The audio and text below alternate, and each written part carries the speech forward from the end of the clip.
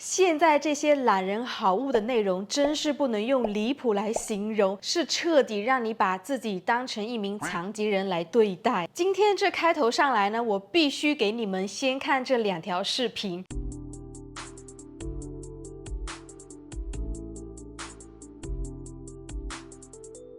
第一条视频的标题是6个宅家必备实用的懒人好物，开头就说防止外出的鞋子弄脏地板，懒得拖地，这普通垫子不好清洗，就推荐了这款垫子。每次用完撕下一张塑料膜，它为了少洗一次地垫，选择不断制造塑料垃圾，这也把懒惰变成了不环保的做法。人家这好歹住的是400平大别墅，人设既然是精致女生，那怎么会允许一张平平无奇的透明垫子铺在门口呢？今天视频会和你说，用这种透明地垫能把灰尘都粘下来，但是你放心，下一条视频一定会跟你说，门口要摆一个好看的地毯才有生活感，因为这就是现在的内容形式啊！推荐的好物永远都没有尽头。今天视频推荐给你的东西根本就不是最终的解决方案。他的视频还提到了一个手指机器人，能帮他按电梯、关灯、开电脑和开咖啡机。这个我真的要狠狠吐槽一下了，这真的是一位四肢健全的人吗？怎么搞得比那些真正躺在床上的病人还要更加废呢？连手指都不愿意动一下，怎么还有力气去刷手机呢？有些科技啊，确实能帮助我们解决生活的痛点，可这样的内容里所提到的痛点都是被硬生生凹出来的。就比如说躺在床上玩手机的这件事儿，他告诉你要先在床上架好几个支架才能安心躺平。还有啊，他嘴里叼的这根长到离谱的吸管，不正是我之前吐槽工位改造的视频里其中一位都市丽人所用到的吗？我真的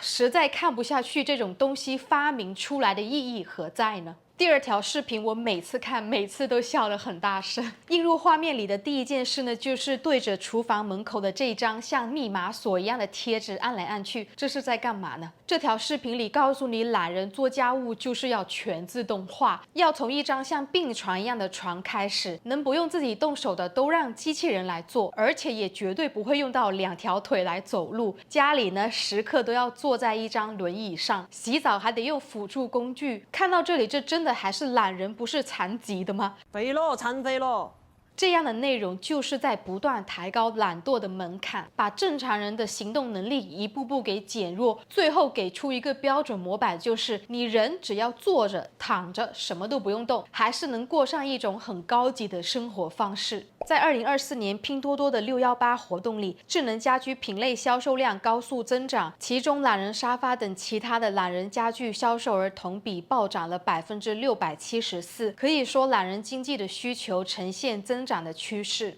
当这种懒到极致、全自动化、什么都不用动手的生活模式把你说服之后，现在呢，我们就很顺理成章的来到了租房好物。它不需要你住多大的房子，也不需要你真的过得有多精致，只要你认为生活还差那么一点，那么这些平价、低门槛又号称能改善生活的租房好物，就会给你提供解决方案。你不想收拾，就给你推荐收纳筐；你不想备菜做饭，就给你推荐全自动的炒菜机；你不想手洗内衣裤，就给你推荐这款小型洗衣机。这些租房好物的内容已经形成一种很固定的套路，标题几乎都是穷鬼租房好物、个位数的租房好物、不发工资也要买，还有租房带不走的东西就不要买。只要出现便宜和实用的这2个词，对我们真的太有杀伤力了，尤其是对于刚毕业、预算紧或者是频繁搬家的人来说，谁不想花最少的钱把生活起码过得像个人样似的，对吧？当我点开这些内容后，就发现他们嘴上说的是分享好物，结果视频的一大半时长都在推广某一件商品，最后都是把你带到商品的链接里。他们还特别爱来一句无管无管，要是有管我就吃。声明一下，这条视频不可以有任何的广告，有广告我吃12。说的可真是斩钉截铁，会告诉你这些都是他们顺手推荐或者是刚好用到的东西。姐妹们，你真的可以试一试哦。你一听这句话，脑子里面就想，哎呀，那就随便看一下，反正他说了不是广告。就是从这一刻开始，你就跟猪一样被牵着鼻子走了。都是骗人的。因为真正的广告呢，现在都不需要承认自己是广告，它都不用和你摆明说这是一条广告，只要把背景和角度摆好，再告诉你生活里有哪些不方便，然后非常自然的掏出这个东西来，最后把链接放出来。当你回头一看，这视频一半以上的时间里，镜头都在围着那件产品反复拍特写。在一条1分35秒的视频里，且标题还写着长期主义，点进去看，几乎和这4个字没有任何关系。接近大半的时间都在反复讲这个花洒，介绍它的功能，嘴上说着长期主义，实际操作就是让你看完视频复制链接，最后打开拼多多直接 get 同款。所以整个账号存在的意义就是让你对某件东西的使用场景心动，下一秒能完成转化率，那这条内容呢就是成功了。还有这一条1分16秒的视频中，前49秒都在介绍床垫如何好，介绍完后再插入这个反复出现的折叠衣柜。我后来发现它纯属就是拿来凑时长的。这类内容的核心都是在把你生活描述成到处都在缺东西，这里空了要补，那里乱了要收纳，桌面没一点氛围感要添加点装饰，床上不够完整要换一套颜色好看的床单。就好比我看到这个纸巾盒，原本普通的纸巾盒就足够发挥它的功能了，就是用来装纸的。现在出现了这个带灯的纸巾盒，说白了就是在一个本来已经很成熟、完全没痛点的东西上硬要附加一个功能。你不加灯，纸巾照样还是能抽出来呀。假如买了这个带灯的纸巾盒，先不说它需要充电吧，你又要多一条需要收纳的数据线，而且还比普通的纸巾盒要贵一点。这时候就会有人跳出来说了，小陈，你能不能别这么扫兴啊？说不定人家就是为了氛围感呢。但问题就在这儿啊，为什么所有的东西都需要带有氛围感呢？纸巾盒是用来干嘛的？是你鼻子不舒服，手上有油，擦桌子的时候顺手一抽就能用。它所存在的意义从来不是营造某种氛围感，而是能解决当下的实际需求。如果你真的想要变环保，想要减少浪费，那就不要再跟着网上这些人乱买垃圾了，好不好？这些刚需的来源都来自同一个地方，就是拼多多。这推荐价格一个比一个低，门槛一个比一个小，10几块、20块、30块，给你的感觉就是不买它，反而漏掉了天大的惊喜。他们在讲述的都是同一批东西，只是换着不同的方式来。比如新加的100个快递、100件租房好物，后天就是居家幸福感好物，再过几天又是不买就后悔的居家必备。这标题在变，场景在换，但推荐的东西几乎是一模一样。看来看去还是那几个收纳盒、小推车、折叠架、桌面小物、床边神器，只是从卧室挪到客厅，从客厅挪到玄关处，从家里搬到工位上，再从工位换到旅游出行上。这些物品在生活里无限的流动，因为他们不用在乎你需不需要，而在乎的是能不能继续推荐下一轮新东西。评价好物特别适合内容生产的特性，它不需要被用坏，不需要被淘汰，只要能重复再拍个3、4次，就有它存在的价值。这些内容呢，永远没有一个终点，它不会告诉你好了，够了，不需要再买了。一旦让你感到生活已经足够了，那它这内容就没办法继续拍。这也是为什么它和工位改造、精致女生坐高铁是完全同一套逻辑，都在围绕着还能往哪里再塞一件商品呢？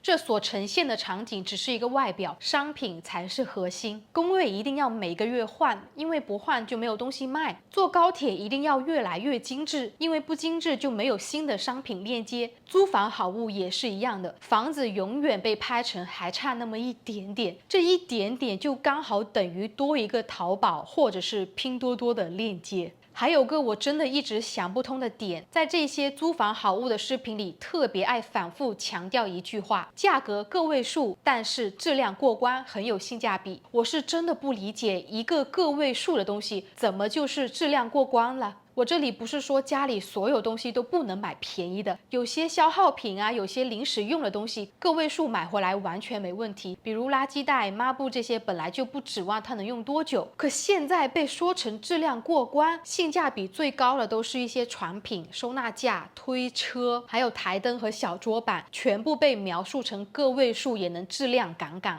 但凡你跟着视频买过这些东西用过之后，虽然是便宜，可用起来没多久就变得太松、太脆弱，站不稳、粘不紧，还会变形，这就让你处在一个很尴尬的状态里。你放着它，你又用不到，你丢了吧，又觉得心疼自己的钱。所以说，下次请你买这些小垃圾的时候，思考一下这些问题，好不好？我和大家一样都好奇一个问题，他们做了这么多租房好物分享，最后到底是怎么处理这些东西的呢？按正常逻辑来，这些东西不可能消失，我们也从来不会在后续的内容里看到它们被长期使用的状态。视频呢还是照样更新，包裹每天都有，内容换着标题持续输出。可拍摄完后，这些物品都到哪儿去了呢？这只会在家里被堆得越来越多。而且正如我所说的，这些租房好物大多数都是从淘宝、拼多多买的，10几块、20块的，买的时候不会犹豫。总之，拍摄结束后就算是完成任务了，用不用的久不重要，好不好用也无所谓。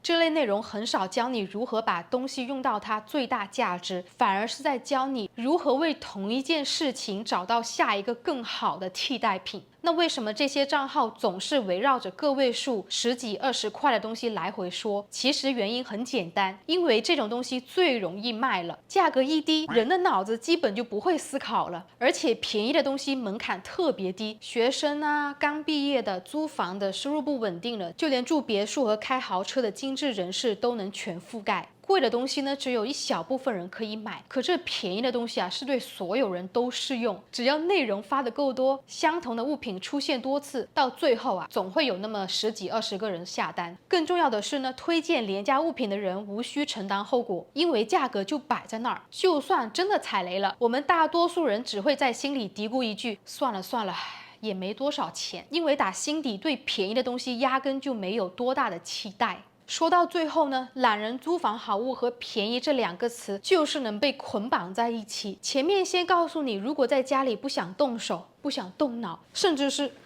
不想动腿，后面再告诉你，没关系，这些东西很便宜，买了就能让你解放双手，你不用改变习惯，不用花多大精力，更不需要花多贵的钱，只需要往家里不断添加新东西，就能维持懒人生活。好了，这个就是以上今天所有内容。我每次做这类的视频的时候呢，我都是非常的无语，也是想把这些想法告诉大家。你在网上看到那些好好看、很精致、氛围感特别足的商品，请你把它买回家之前一定要思考，它会不会随时坏掉？如果坏掉之后，你是不是还要再买新的？而且你还要想，如果你家里已经有一件重复的东西，那为什么还要继续买一个更好、更新、更好看的呢？如果你一边说自己环保，一边又在不停购买廉价小垃圾，那这里是不是有点矛盾了呢？如果你认为这期视频对你有启发、有帮助的话，不要忘记关注和点赞，也让更多人看到我的视频。最后也是对小陈本人最大的鼓励。那我们下周视频再见，拜拜。